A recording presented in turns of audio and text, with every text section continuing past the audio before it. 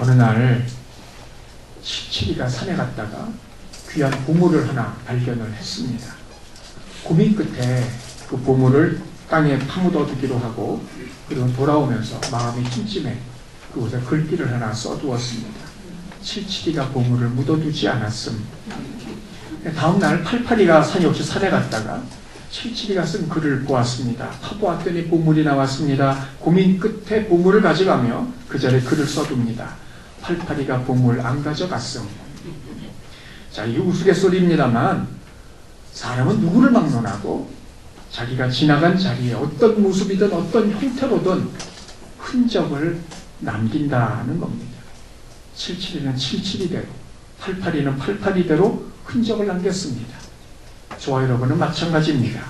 그런데 여기 아주 기가 막힌 게 하나 있습니다. 모든 사람들은 다 자신이 지나간 곳에 흔적을 남깁니다만, 대부분의 사람들은 자신이 남긴 그 흔적을 정작 본인은 모르고 있더라는 겁니다. 흔적을 남기는 건 분명한데 자신이 남긴 흔적을 본인이 모르더라는 거예요. 자신이 모르는 자신의 흔적. 그러나 누군가에게는 따르고 본받아야 될 흔적이기도 합니다만, 그러나 반면에 누군가에게는 절대로 따라서는 안 될 그러한 흔적이기도 합니다. 그렇다면 저와 여러분이 남긴 흔적은 무엇입니까?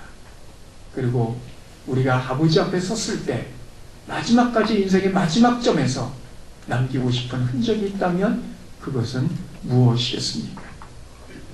오늘 본문은 아시아 7교회 가운데 세 번째 교회인 버가모 교회에 보내는 편지입니다.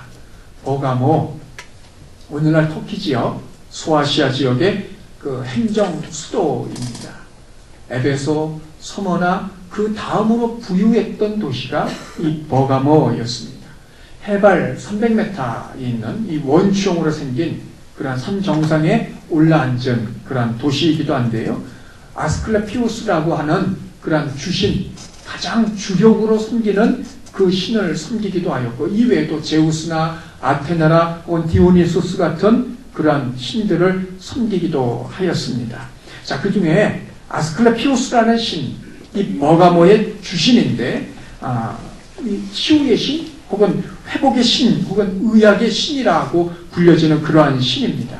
그리고 종종 구주라고도 불려지기도 했습니다. 자, 그런데 이 신의 상징이 뱀이에요. 혹시 여러분 군대 의무대를 다녀오신 분 계십니까? 그 의무부대의 마크 상징이 뭔 줄 아세요? 보여주시죠. 예. 지금 이게 우리나라 군대 의무사령부의 그 마크입니다. 근데 가운데 보면 뭐가 있어요? 뱀 두 마리가 서로 교차하면서 또아리를 틀고 있죠. 예. 근데 이것이 어디서 났느냐? 바로 이 아스클레피우스 신전에 있는 그 문양에서 따온 겁니다. 왜냐하면 그 신, 치유의 신이기 때문에 그렇다는 말입니다.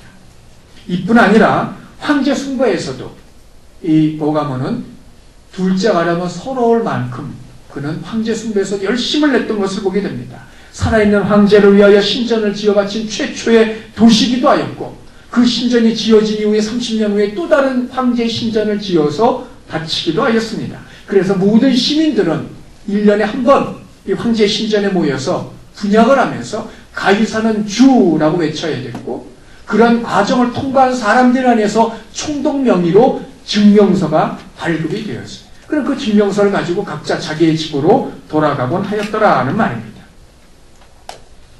여러 신들을 섬기는 신전뿐만 아니라 황제 신전까지 그만큼 우상숭배로 가득한 곳이 버가모였고, 그래서 오늘 본문 13절에도 사단의 권자가 있는 곳이라고 버가모를 말씀하고 있는 것을 보게 됩니다. 그러나 버가모는 우상숭배로만 유명한 곳이 아니었습니다. 그 당시 북아프리카에 있는 알렉산드리아와 같은 그런 도서관으로도 유명한 곳이기도 했어요. 장서가 무려 20만 권. 그런데 우리가 가지고 있는 이런 책으로 20만 권이 아닙니다. 그 당시에는 책이 아니죠. 양피지에다 기록한 겁니다. 그러니 그걸 20만 권의 분량의 양피지를 상상을 해보십시오. 얼마나 많은 분량을 차지했겠는가는 말입니다. 그뿐만이 아닙니다. 도서관과 경기장 그리고 극장이 줄지어 서 있는 곳이 바로 이 버가모였습니다. 그런데 이런 버가모에 나타나신 예수님의 모습은 조금 특이합니다. 12절에 보면 좌우에 날선 검을 가지신 분으로 묘사되어지고 있습니다. 앞에 있는 에베소와 서머나 교회. 자, 에베소에서는 교회의 사역자였던 7별, 그 7별을 오른손에 붙들고 교회인 7촛대 사이에 계시는 분으로 예수님을 묘사하고 있어요. 또한 서머나 교회에서는 처음이고 나중이고 그리고 죽었다가 다시 살아나신 분으로 예수님을 묘사하고 있습니다. 모두 다 교회와 연관을 지어 있는 그런 모습인 것을 보게 됩니다. 그러나 오늘 본문에 등장하는 이 버가모, 교회의 이미지를 영상시키기에는 도무지 연결이 되어지지 않는 양날 날선 검을 가지신 모습으로 묘사되어지고 있습니다. 당시 각 제국을 다스리는 로마의 총독들이 있긴 했습니다만 총독이라고 다 똑같은 총독은 아닙니다.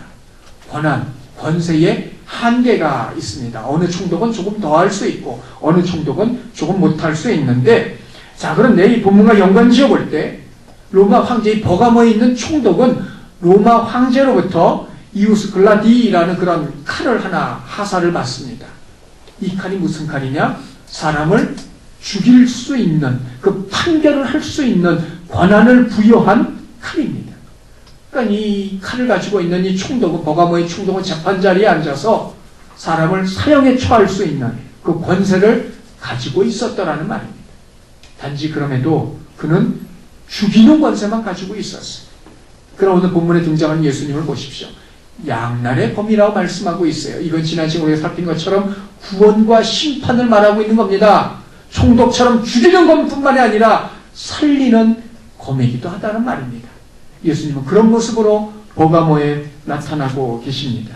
구원과 심판, 이 두 가지가 버가모 교회에 함께 공존하고 있었고 바로 그런 교회가 버가모 교회였어요. 자, 이 가운데 우리는 먼저 구원에 대해서 생각을 해보고자 합니다. 13절 보시기 바랍니다. 13절에 보면 흥미로운 부분 두 가지가 있어요. 첫째는 예수님께서 버가모 교회 성도들을 향하여 너희가 어디에 사는지를 내가 안다고 말씀을 하십니다.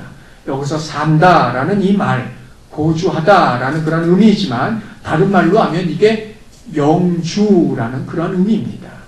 영주가 무슨 뜻입니까? 언뜻 보면 이 영원히 산다는 의미이기도 하겠습니다만 세상에서 영원히 어디 있겠어요. 그럼에도 영주라고 말하는 것, 영주권 할 때 이거 영주라고 말하는 것, 자, 그건 한 장소에서 오래도록 산다는 것을 말하고 있습니다. 흔히 그리스도인의 삶을 가리켜 나그네 된 삶이라고 이야기를 합니다. 거쳐 지나가는 것이 세상에서의 삶이라는 말입니다. 그런데 영주, 영원히 거처할 것은 그러므로 오직 세상이 아니라 천국밖에 없어요. 그런데 오늘 보면 13절에 보면 예수님께서 버가모 교회 성도들을 향해 너희들이 영주하는 곳이 어딘지를 내가 안다고 말씀을 하고 계십니다. 자, 얼마나 오랜 기간 동안 그들이 거기서 살았는지는 알 수 없지만 중요한 건 기간이 아니라 그들이 그곳에서 살고 있다는 겁니다. 문제는 버가모 성도들이 이렇게 오래도록 살고 있는 그곳이 어떤 곳이냔 말이죠. 우리가 두 번째 주목해 봐야 될 것이 그들이 살고 있는 곳은 곧 사단의 권자 그리고 사단이 살고 있는 곳이라는 겁니다.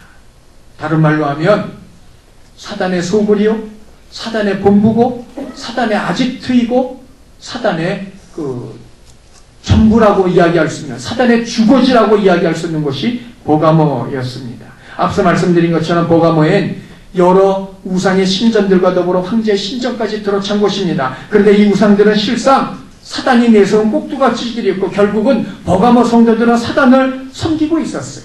앞서 우리는 버가모를 가리켜 예수님께서 사단의 권자가 있는 곳이고 사단이 사는 곳이라고 말씀하신 우리가 생각해 보았어요. 버가모의 주신이 뭐라고 말씀을 드렸죠? 이름이 길어서 생소하고 잊을 수 있어요. 아스클레피우스라는 그런 신인데 근데 이 신의 상징이 뱀입니다. 뱀. 앞서 보신 것처럼 그런데 성경에서 뱀을 가리켜 사단이라고 말을 합니다.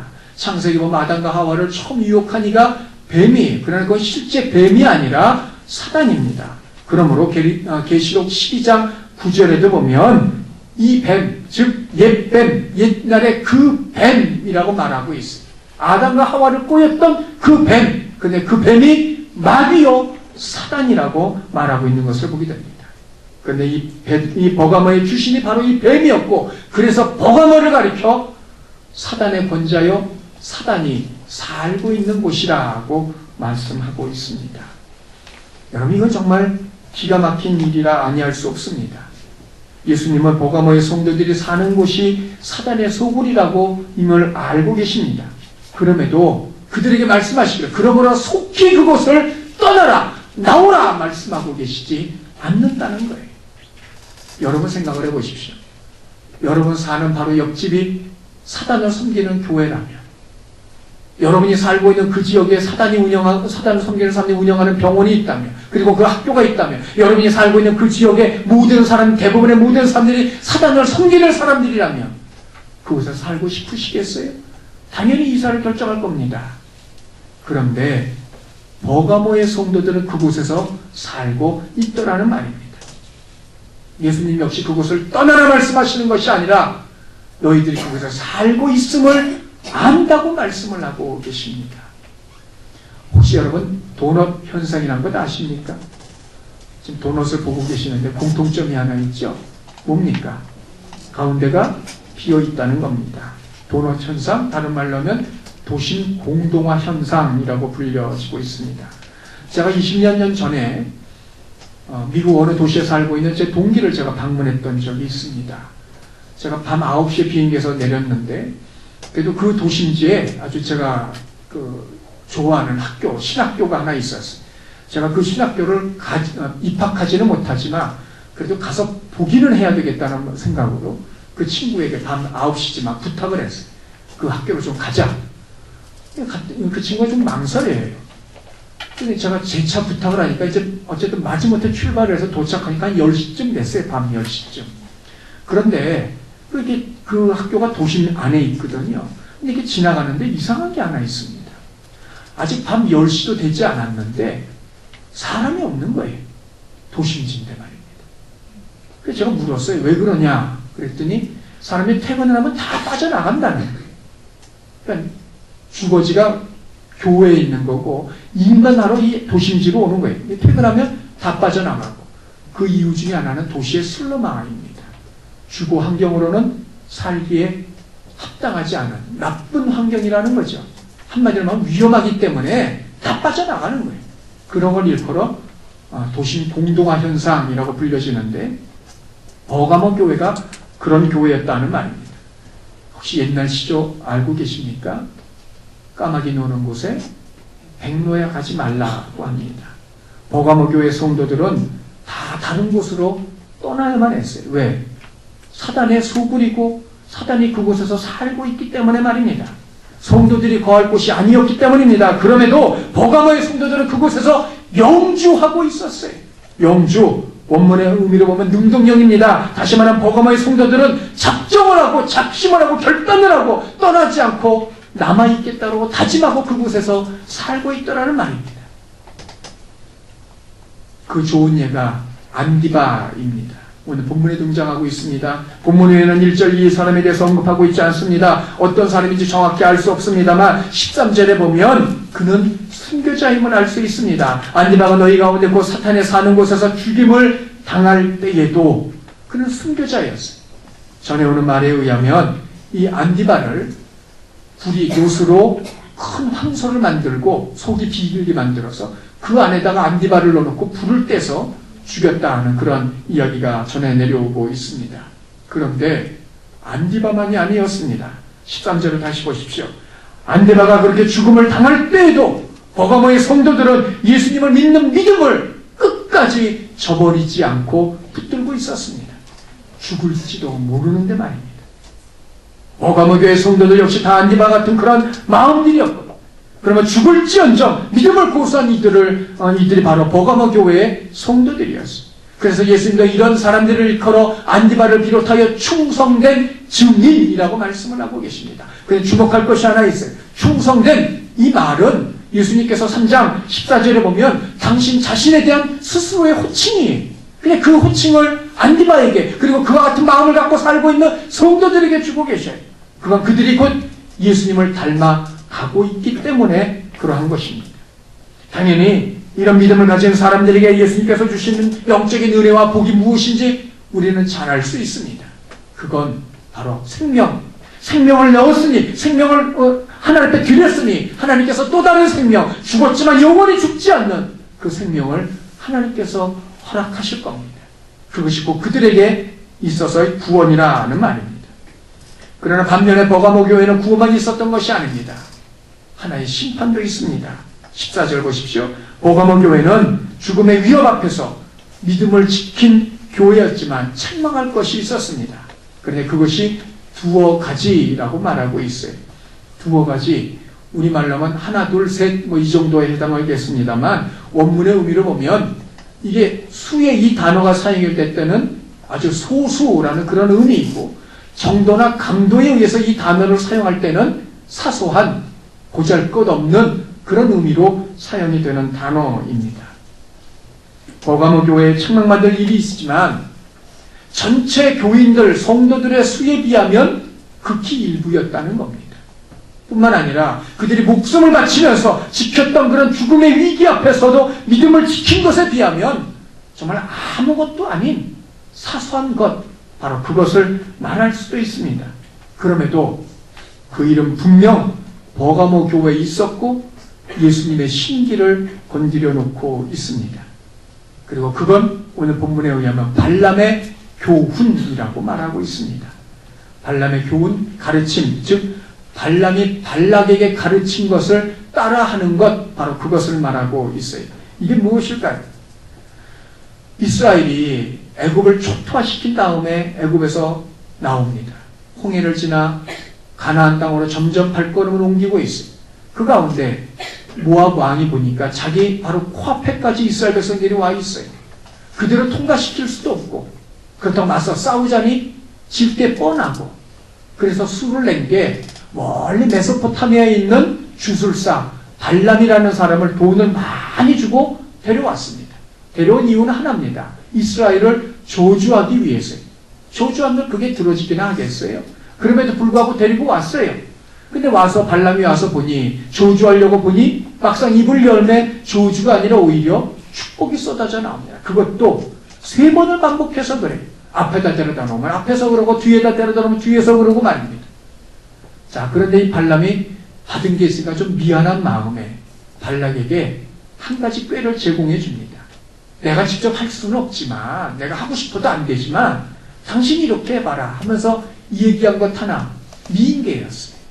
모압 여자들을 동원해서 이스라엘 남자들의 마음을 홀리게 만들고, 그리고 자신들의 신이었던 바알 부호를 섬길 때 이스라엘 사람들을 초대해서 함께 먹고 마시고 뛰놀고 하면서 절하게 만들고, 그리고 여인들과 행음하게 만들었다는 것. 바로 그것이 오늘 본문에 등장하는 발람의 교훈이었습니다.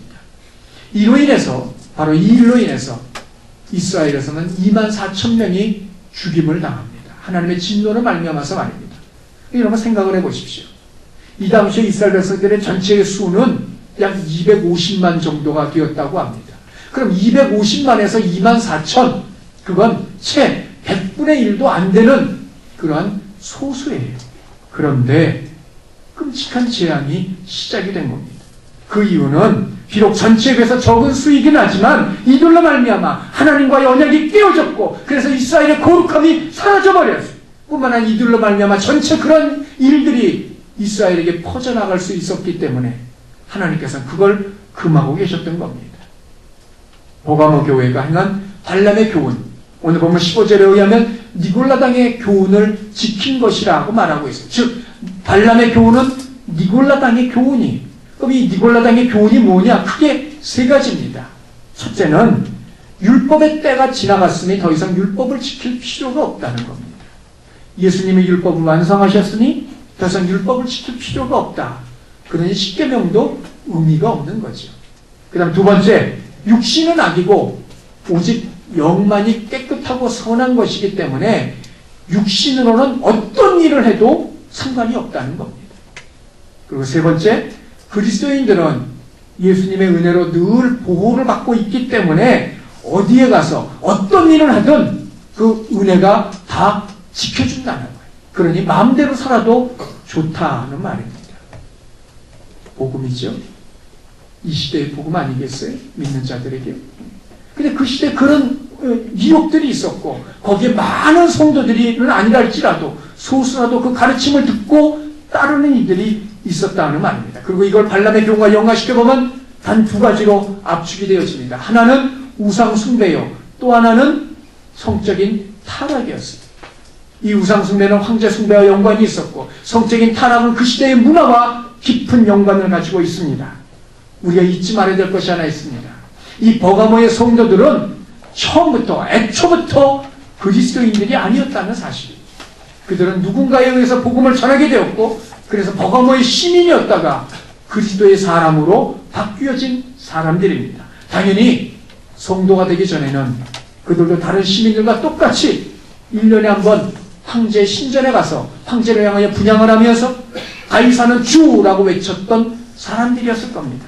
뿐만 아니라 다른 신전에서는 그 시대 문화와 같이 그 시대 다른 사람들의 모습과 같이 그 신전에서 숨기고 있는 여사제들과 성적인 관계를 맺었을 겁니다. 그러다가 이들은 성도가 된 사람들이 당연히 믿음을 따라 처음에는 황제 숭배를 거절하였겠지만 죽음을 무기로 협박을 가해오자 그들 가운데 일부가 믿음을 지키기 위해서 1년에 한 번이니까 1년에 한 번 그것도 정말로 하는 게 아니라 그냥 신용만 내면 어떻겠냐 하는 마음으로 가서 황제에게 머리를 조아리는 그러한 사람들이 있었을 겁니다. 뿐만이 아니라 음란도 마찬가지입니다. 그것이 이제까지 우리가 살아온 삶의 방식이고 문화인데 더더군다나 니골라당에서도 그렇게 가르치는데 그게 뭔 대수로운 일이겠느냐 생각하며 그렇게 행했을 수도 있습니다. 이들이 살기 위해 믿음을 지키는 지혜로운 방법 가운데 하나라고 그리고 이제껏 살아온 삶의 방식이고 문화이기 때문에 뭐가 문제냐라 말할 수 있고 더더군다나 14절 15절에 보면 그런 자들이 있도다라고 말씀하는 걸 보면 그들의 수가 대단히 많은 것이 아니고 소수임을 알 수 있습니다. 그럼에도 예수님은 이들은 이 문제를 지적하고 계신다는 거예요. 결코 그냥 지나칠 수 없는 문제이기 때문에 그렇습니다. 이 정도쯤이야 나 혼자 안 해도 남들도 다 하는데 뭐 바로 이것이 문제였다는 거죠. 여러분 이런 걸 일컬은 뭐라고 부릅니까? 타협이라고 이야기를 합니다. 타협이 뭡니까? 양 극단 사이에서 합의점을 도출해내는 것이 타협입니다. 그래서 타협이라고 해서 반드시 다 나쁜 것만은 아닙니다. 타협을 다 잘하면 지혜일 수도 있고요. 그걸 통하여 양보와 협력을 끌어낼 수도 있고 일치를 가져올 수도 있습니다. 그러나 잘못하면 이거는 반성경적인, 반기독교적인 것이 될 수도 있습니다. 주로 욕심을 갖고 행할 때 나타나는 것으로 이것으로 말하면 편이 갈라지고 사람들에게 상처를 주고 관계를 해치는 것이 되어지기도 합니다. 성도 여러분, 신앙생활 하시면서 나 하나쯤이야, 뭐 이 정도쯤이야, 지금 내 형편이 이런데 내가 나중에 형편이 되면 하지, 남들도 다 하는데 그게 세상 사는 방식인데 라고 생각하는 것들이 있으십니까? 믿음 생활 가운데 말입니다. 만일 그런 것이 있다면 그것이 무엇이고 얼마나 큰 것이든지 간에 하나님 앞에서 그걸 자신있게 떳떳하게 내놓을 수 없는 것이라면 그건 타협이고 그건 믿음을 지키는 지혜가 아니라 변절임을 우리는 잊지 말아야 될 것입니다. 오늘 본문은 그걸 말하고 있습니다. 혹시 낙타의 포라고 들어보셨습니까? 한 남자가 낙타를 타고 사막을 지나가고 있습니다. 날이 저물어 텐트를 치고 그 안에 들어가 잠을 잡니다. 근데 자다 보니까 이상한 소리가 들립니다. 깨서 보았더니 낙타가 코만 천막 안으로 들여놓고 숨을 쉬고 있는 거예요. 그러면서 하는 말이 밖에는 너무 추워서 코만 좀 집어넣겠습니다. 찬 기운이라도 좀 돌겠습니다. 오케이. 그리고 또 잠에 들었어요. 근데 조금 있다 보니 이제 얼굴이 들어와 있어요. 조금 있다 지나보니까 앞발이 들어와 있고 조금 있다 보니까 몸이 들어와 있네요. 그리고 마지막에는 나그네가 쫓겨나가서 밖에서 잠을 자고 있더라 하는 그런 말입니다. 타협이 그런 겁니다. 어느 날 작게, 적게, 그리고 하나부터 출발을 합니다. 그리고는 마침내 전부가 됩니다. 그게 타협입니다. 성도 여러분, 많은 성도들이 예수님으로부터 충성된 증인이라는 그런 인정을 받는다면 그건 얼마나 좋겠습니까? 그런데 성도들 가운데 그렇지 못한 자들이 있다는 겁니다. 그 이유가 뭐냐? 그 이유 중에 하나가 바로 이 타협이라는 겁니다. 이 정도쯤이야 남들도 다 하는데 그렇게까지 하면서 믿을 필요가 있나? 아니, 좋은 게 좋은 거지. 형편이 되면 하지. 그러니까 예수님으로부터 충성된 증인, 충성된 종이라는 인정을 받지 못한다는 말입니다. 어떤 것이든 타협은 아예 시작하지 마십시오. 궁극에는 그것으로 말미암아 망하기 때문에 그렇습니다. 이것이 버가모 교회에 있었던 문제였습니다. 비록 소수입니다. 사소한 것일 수 있습니다. 그러나 내버려 두면 교회 전체를 무너뜨리게 만드는 심각한 것이기에 주님이 경고를 하고 계시는 겁니다. 그러나 버가모 교회에 있었던 실제적인 문제는 그것보다는 또 다른 데 있는 것을 보게 됩니다. 16절 우리 다 함께 읽습니다. 시작. 그러므로 회개하라. 그리하지 아니하면 내가 내게서 피가서 내 입에 검으로 그들과 싸우리라. 자, 16절에서 주목할 두 가지가 있어요. 첫째는 회개하라고 말씀을 하십니다. 누구를 향한 말씀일까요? 크게 두 가지를 생각해 볼 수 있겠죠. 한 부류의 사람들은 버가모 교회의 성도들, 또 한 부류는 발람의 교훈을 따라 행하고 있는 이들. 자, 이 두 부류 가운데 예수님께서 회개하라고 말씀하시는 이들은 누구일까요? 후자가 아닌 전자, 교회 전체를 향하여 하시는 말씀이에요. 오늘 본문도 말하고 있지 않습니까? 내가 내게 가서 라고 말씀을 하셔요. 여기서 내게는 누구겠어요? 단지 발람의 교훈을 따르는 사람들이 아니잖아요. 버가모 교회 성도들이잖아요. 그들을 향하여 가서 하시는 말씀이 회개하라는 겁니다. 교회를 향하여 회개할 것을 말씀하고 계세요.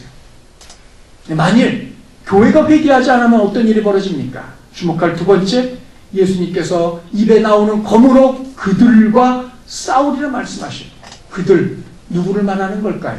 회개하지 않는 사람들일까요? 아니면 발람의 교훈을 따르는 사람들일까요? 여기서는 후자입니다. 발람의 교훈을 따르는 사람들입니다. 버가모 교회에서 발람의 교훈을 따르는 사람들은 소수였습니다. 그럼에도 예수님은 교회 전체가 이에 대해서 회개하라고 말씀하고 계십니다. 만일 그렇지 않으면 그렇게 타협한 자들과 내가 싸울 것이다. 싸운다는 것은 무엇을 의미합니까? 예수님의 원수가 된다는 것을 말하고 있습니다. 성도 여러분, 만일 그렇다면 어떤 의미에서 교회는 굳이 회개할 이유가 없어요. 이들로 말미암아 교회는 순결을 잃어버렸어요. 거룩함을 상실했어요. 그래서 교회를 향하여 회개하라 말씀하고 계세요. 그런데 만일 그렇다면 교회는 굳이 회개하지 않아도 됩니다. 생각해 보십시오. 예수님께서 싸우려는 사람이 누구입니까? 발람의 교훈을 따르는 사람들입니다. 온전한 믿음을 간직하지 못한 사람들이고 바로 타협한 사람들이었습니다. 예수님께서 이들과 싸우시겠다는 것은 곧 그냥 내버려 두었을 경우에 이들의 결과가 무엇인지 짐작할 수 있기 때문입니다. 이들은 궁극에 내버려 두면 망할 자들이요. 내버려 두면 예수님께서 그들을 싸우실 것이고 그들을 제거해내실 거라는 말입니다. 예수님께서 싸우시겠다는 교회 전체가 아니라 발람의 교훈을 따르는 사람들이었어요. 타협하는 사람들이었어요. 그러면 이들이 교회에서 제거되어지면 교회는 어찌 될까요? 다시 순결해질 수 있어요. 그렇지 않겠어요? 순결한 교회 가운데 발람의 교훈을 따르는 소수가 있었고 그로 말미암아 교회 전체가 거룩함을 상실한 가운데 이들을 도려낼 수 있다면 교회는 다시 거룩해지지 않겠느냐 말입니다. 그런데 예수님은 그렇게 하시려는 것이 아니고 그 전에 교회를 향하여 회개하라고 말씀을 하고 계십니다. 이것은 버가모 교회가 무언가 그들 말고 버가모 교회 자체가 무언가 잘못하고 있는 것이 있다는 이야기 아니겠습니까? 그럼 버가모 교회가 잘못하고 있는 것이 무엇일까요? 지금 버가모 교회 형편이 어떤 것입니까? 죽음의 박해 속에서도 믿음을 지킨 교회입니다. 그야말로 사투를 벌이고 있는 교회, 믿음을 지키기 위해서 말입니다. 그런 가운데 발람의 교훈을 따르는 무리가 생겨났습니다. 물론 소수입니다.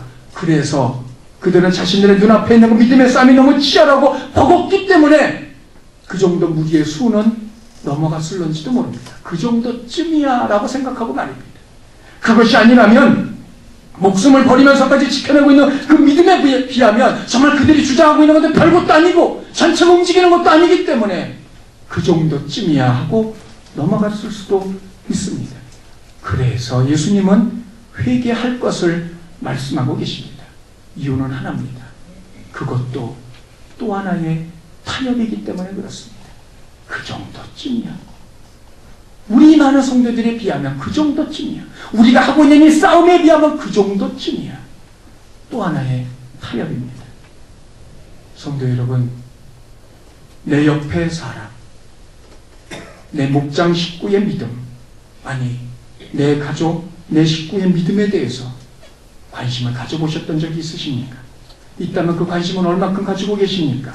그 믿음이 바른 것인지, 그 믿음이 제대로 가고 있는 것인지, 정말 하나님께 기쁘심을 드리고 있는 믿음인지 확인해 보셨습니까? 내 살기도 바쁘고 내 믿음 지키기도 벅찬데 지 믿음 지가 지켜야지, 지가 책임져야지 라고 생각을 하십니까? 그러면 다른 누구라도 내게 그렇게 대해준다면 섭섭하지 않으시겠습니까? 그리고 그걸 타협이라고 생각해 보신 적은 없으십니까? 한두 살 먹은 어린애도 아니고 꼭 그걸 말해줘야 하나? 그런 말씀이라도 그에게 하셨느냐는 말입니다. 이거는 누구 한 사람을 지칭해서 하는 말씀이 아닙니다. 우리 모두를 향한 하나님의 음성입니다. 예수님께서 말씀하십니다. 나는 지금 내 믿음을 지키기 위해서 내가 애쓰고 있는 것 다 알고 있다. 넘어지지 않게 해서 쓰러지지 않게 해서 기를 쓰고 버티고 있는 것도 내가 알고 있다. 내가 어떤 형태에서 신앙생활을 하고 있는지, 내가 어떤 상황이고 어떤 형편인지 내가 그것도 알고 있다. 그러나 너는 회개하라. 그러나 너는 내게 회개하라. 그것이 나의 잘못을 상쇄시킬 수 없습니다. 무엇을 회개만 합니까? 다른 신앙에 서지 못한 자들에 대해서, 어떤 관심도 갖지 않은 것에 대해서 말입니다. 그 결과가 무엇입니까? 만약 그들은 내버려 둔다면 그건 그들에 대한 예수님의 싸우심이고 예수님의 쫓아내심이고 그건 영원한 형벌입니다. 2차 대전 당시 니멜러라는 독일의 목사님이 계셨습니다. 히틀러가 그의 정권을 반대해서 히틀러 암살단을 조직해서 시도하기 전에 그 계획이 발각이 되어서 잡혀 들어간 그런 목사님이 다행히 처형되기 직전에 전쟁이 끝났기 때문에 살아나올 수 있었습니다. 근데 그 니멜러 목사님이 어느 날 똑같은 꿈을 7번 계속 꾼 적이 있습니다. 그 꿈의 내용은 이렇습니다. 하나님 예수님의 앉아 계신 백보자 심판 앞에 모든 사람이 일렬로 서서 심판을 받아요.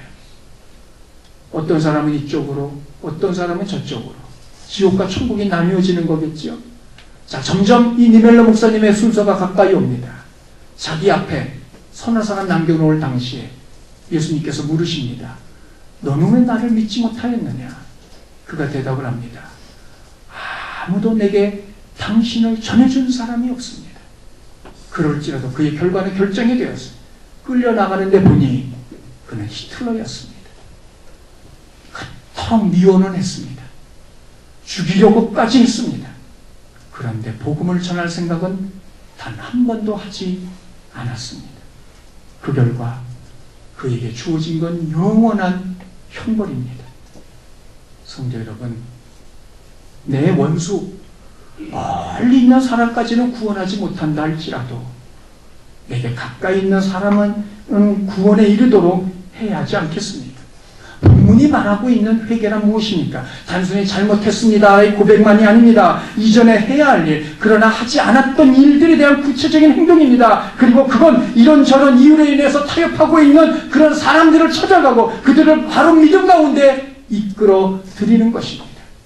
에스겔서 3장 18절을 보십시오. 가령 내가 악인에게 말하기를 너는 꼭 죽으리라 할 때에 내가 깨우치지 아니하거나 말로 악인에게 알려서 그가 악한 길을 떠나 생명을 구원하게 하지 아니하면 그 악인은 그 죄악 중에 죽으려니와 그 핏값은 내 손에서 찾을 것이다. 너의 손에서 찾을 것이다. 주목하십시오. 예수님은 에스겔에게 가서 전하라고 말씀하신 것이 아닙니다. 멸망받을 그자에게 말씀하셨습니다. 내가 죽을 것이다. 반드시 죽을 것이다. 그 사실을 에스겔은 알았습니다. 그래서 만일 그 에스겔이 그에게 가서 복음을 전하지 않으며 그래서 그가 복음을 듣고도 그냥 망한다면 할 수 없겠거니와 만일 내가 전하지 않아서 그가 죄악 중에 죽는다면 그는 죄악 중에 죽겠지만 그 핏값은 전하지 않은 너에게서부터 찾을 것이라 말씀하고 계십니다. 성도 여러분, 우리 주변에 있는 이들 결국 우리가 돌아보지 않아서 주변에 있는 이들이 영원한 형벌에 들어가는 것, 그건 그들의 발로 들어가는 것이기도 합니다만 잊지 말아야 될 것은 우리가 그들을 보내고 있다는 사실입니다. 적어도 식구들, 성도들 영원한 형벌에 들어가도록 하는 일은 없어야 하지 않겠습니까? 그러려면 먼저 자신이 타협하고 있는 것들을 포기하십시오. 내가 여전히 타협하면서 또 다른 사람을 향하여 타협하지 말라고 말할 수 없습니다. 그들에게 그 권면을 하기 위해서 내가 타협하고 있는 것들이 있다면 그것들을 포기하십시오. 이번 한 번만이야라고 생각하는 것, 정말 한 번으로 끝날 수 있다면 그렇게 하십시오. 그러나 그럴 자신이 없다면 내려놓으십시오. 이번쯤이야, 이것쯤이야라고 생각하는 것, 그러나 그 이것쯤이야가 결국은 내 생명을 가져갈 수도 있음을 기억해야 될 줄 압니다. 먼저 내가 타협하고 있는 것들이 있다면, 내 형편이 풀리면, 내 사정이 되어지면 라고 생각하는 것들이 있다면, 그리고 이 정도쯤이야 라고 생각하는 것들이 있다면 과감히 주님 앞에 그 모든 것들을 포기하십시오. 그래야 누군가에게 가서 당신도 포기하라고 말할 수 있지 않겠습니까? 두 번째는 그 사람을 찾아가십시오. 내 주변에 있는 타협하고 있는 이들을 찾아가십시오. 그리고 바로 그것 때문에 네 심령이, 내 생명이 영원히 끝날 수 있음을 알려주십시오. 권면하십시오. 그리고 그 이후에는 하나님께 맡기십시오. 성도 여러분, 그것이 내 옆에 있는 사람일 수도 있습니다. 내 가족일 수도 있습니다. 내 가족이, 내 옆에 있는 이가 이것만, 이것쯤이야 라고 말할 때 저와 여러분은 어떻게 행동을 하고 계십니까? 사랑하는 성도 여러분, 우리도 그것에 따라서 이것만, 그래 이것만, 그것쯤이야 라고 대안 준다면 그 영혼을 영원히 잃어버릴 수도 있음을 잊지 말아야 할 것입니다. 이것이 에베소 교회가 보일 회개이고 우리 모두가 보여야 될 그런 회개이기도 합니다. 그 결과가 무엇입니까? 17절에 보면 두 가지를 말하고 있습니다. 하나는 감추었던 만나를 주시겠다는 겁니다. 성막의 기구 가운데 지성소에 넣어두는 언약궤 혹은 법궤라는 것이 있습니다. 근데 저 언약궤와 법궤 안에는 세 가지가 들어가 있어요. 첫째는 아론의 쌍난 지팡이, 두 번째는 십계명의 두 돌비, 세 번째는 만나를 담아놓은 항아리, 그것이. 그런데 이 세 가지를 담아놓고 있는 저 언약궤가 있었던 솔로몬의 성전, 그 성전이 무너질 때 그 이후로 언약궤의 행방은 아무도 알 수 없습니다. 전설에 의하면 예레미야가 그 언약궤를 숨겨놓았다가 메시아가 올 때 그 언약궤가 다시 나타나게 하실 거라고 하는 그런 전설이 있습니다. 그것이 사실인지는 알 수 없습니다만 중요한 것, 저렇게 감추어졌던 저 만나, 그 만나가 드러난다는 것, 그건 예수님을 의미하는 거예요. 왜냐하면 예수님께서는 생명의 떡이시기 때문이에요. 다시 말하면 감추인 만나를 주겠다는 건 예수님의 시대의 은혜와 복을 누리게 하실 것을 말씀하고 있어요. 두 번째는 새 이름을 새겨진 신도를 주시겠다는 겁니다. 신도, 이게 정확하게 무엇을 의미하는지 우리 알 수 없습니다. 그 당시 문화로 보면 두 가지, 아니 여러 가지 해석이 있어요. 첫째는 극장에 들어갈 때 입장권이, 그 신도를 가진 사람, 여러 개의 돌을 가진 사람들, 거기 자기 이름을 써놓고 들어오는 사람들 입장권을 갖고 들어오는 그 입장권을 말할 수도 있고, 아니면 재판 자리에서 무죄일 경우에는 흰돌을, 유죄일 경우에는 검은 돌을 주는 바로 거기서 기인하여 무죄라는 그런 선고를 내리는 것일 수도 있습니다. 그러나 무엇이 되었던 그건 그리스도 안에서 영원한 복과 상급을 의미합니다. 그런데 만일 그 반대라면 이긴 자들에게 주어지는 것이 이것들인데, 그래서 만일 우리가 이기지 못한 사람이 된다면, 회개하지 않는다면, 돌이키지 않는다면, 남들을 돌이키게 하지 않는다면 우리에게 주어지는 결과가 무엇일까요? 하나님과의 교제가 없음입니다. 영원한 은혜와 복도 없음입니다. 성도 여러분, 사람은 누구를 막론하고 흔적을 남깁니다. 어떤 흔적을 남기시겠습니까? 수많은 성도들을, 아니 그들은 고사하더라도 내 주변에 가까운 사람들을 영원한 형벌에 들어가지 않도록만 하는 그런 흔적입니까? 아니면 그들로 하여금 영원한 형벌에 들어가도록 내버려둔 흔적을 남기시겠습니까? 지금 내가 내려놓아야 될 타협이 무엇인지, 지금 내가 찾아가 권면해야 될 사람이 누구인지를 깊이 생각하십시오. 이거를 잘 행하는 사람, 그가 좋은 흔적을 남기는 사람이고, 그가 오늘 본문에 등장하는 이긴 자입니다. 이를 잘 행하심으로 하나님 안에서 좋은 흔적을 남기시고 영원한 은혜와 복 가운데 들어갈 수 있는 저와 여러분이 다 되시기를 주님의 이름으로 축원합니다.